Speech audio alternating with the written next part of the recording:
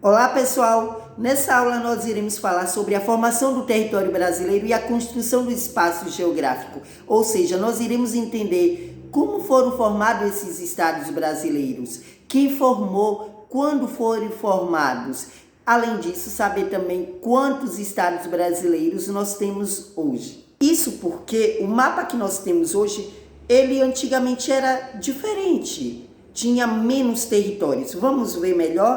Percebemos que o mapa de 1500 temos aí um território menor, só que atualmente aumentamos aí esse território, que foi o resultado de um processo histórico. Durante mais de 3 séculos, ou seja, mais de 300 anos, o nosso Brasil ele foi ocupado, explorado, invadido, delimitado, isso por conta da invasão portuguesa aqui no Brasil, a partir aproximadamente de 22 de abril de 1500. Apesar das terras brasileiras serem novidades, os portugueses não se sentiram atraídos desde o início, isso porque eles estavam voltados para o comércio em outra região, nas Índias. Naquele momento, a Companhia das Índias tinha as maiores especiarias, onde produtos que eram bem valorizados na época, que poderia dar lucros mais rápidos. De 1500 a 1530, os portugueses ainda não estavam interessados em fixar, ou seja, morar nas terras brasileiras.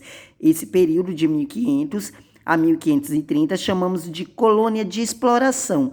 A atividade econômica que mais era produzida e explorada no Brasil naquela época era o pau-brasil, com a mão de obra indígena. E, a princípio, os portugueses, como não estavam bem interessados e confiantes nas terras brasileiras, a partir de um acordo que foi feito entre Portugal e Espanha, Tratado de Tordesilhas, onde dividia as terras brasileiras entre leste para a Espanha e oeste para Portugal. Assim, o Brasil manteve a exploração das terras brasileiras de 1500 a 1530, sem interesse em morar nela. Só que esse tratado não era uma garantia de outras nações que não pudessem invadir esse território. Outras nações poderiam invadi-las a qualquer momento. A partir de 1530, o comércio com a Índia estava enfraquecendo e as terras que os portugueses invadiram o Brasil estavam sendo ameaçadas por vários povos estrangeiros,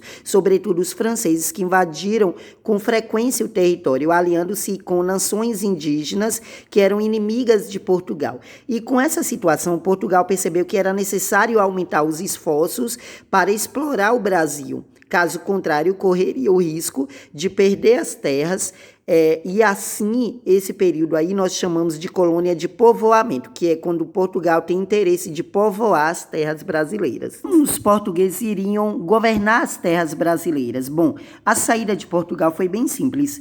A coroa portuguesa decidiu passar o poder para terceiros. Com isso, o rei ele decidiu aí dividir o território brasileiro em 15 faixas de territórios, como hoje podemos chamar de estados.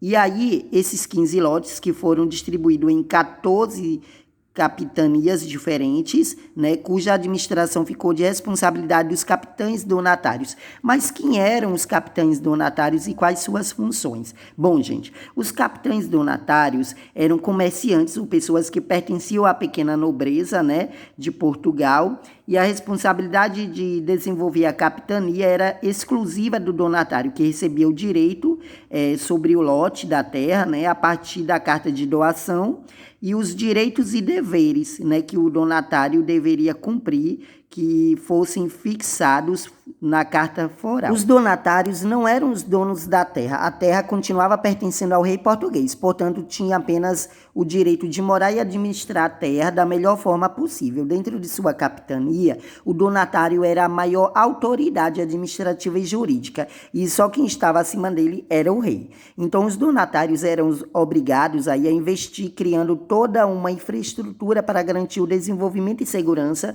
de sua capitania. Além disso, deveriam atrair também pessoas para morar nessas capitanias, né, onde eles distribuíam sesmarias, ou seja, terras que deveriam ser utilizadas para a formação das atividades agrícolas que atendiam à demanda do mercado europeu. Chamando assim também, podemos dizer que eles cobravam muitos impostos. Quais foram as capitanias que obtiveram sucesso? Bom, entre as 14 capitanias, apenas 2 tiveram resultados econômicos expressivos de imediato. Pernambuco, que prosperou por conta da produção de açúcar nos engenhos, e São Vicente, que prosperou em virtude da comercialização com indígenas na condição de escravos.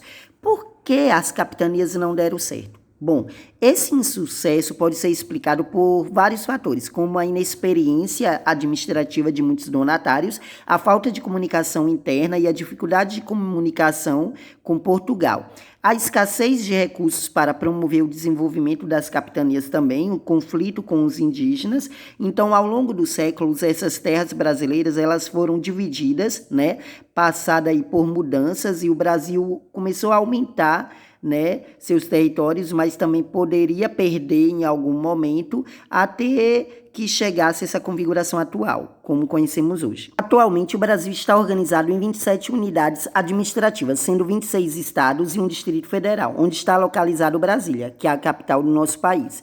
E o Brasil está dividido em 5 regiões pelo IBGE, que é o Instituto Brasileiro de Geografia e Estatísticas.